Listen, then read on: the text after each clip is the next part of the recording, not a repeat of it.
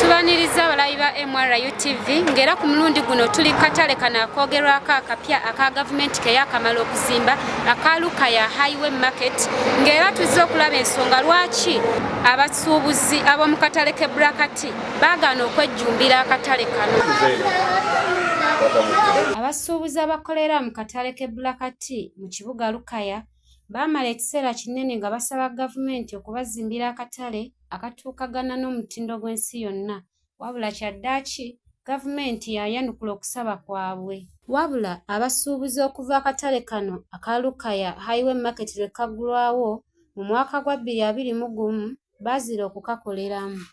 Ekyatugaana okugenda mu katale kali, akatale kali kalibadde kalungi, kali ku main ate ka gavumenti, naye baakazimba bubi ate kafunda tetusobola kujyamu. Bano bongeddeko nti akatale kano kali ku main naye tekalina na parking y'abakasitome bamala. Akatale kali kye twakasangamu twakafunamu obuzibu, kali ku main ate tekalina parking. Mu kuggulawo akatale kano mu mwaka gwa 2021, Minisita w'ebyentambula mu ggwanga General Edward Katumba Wamala yategeezanga bwe bagenda okukola parking emala, wabula ne gye buli kati tezimbibwanga.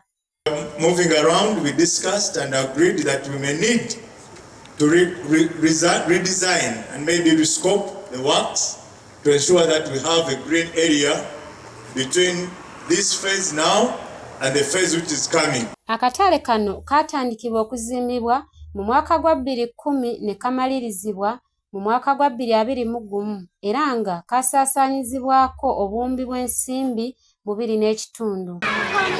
Kano Ajimayi ku lwa MRU TV Lukaya.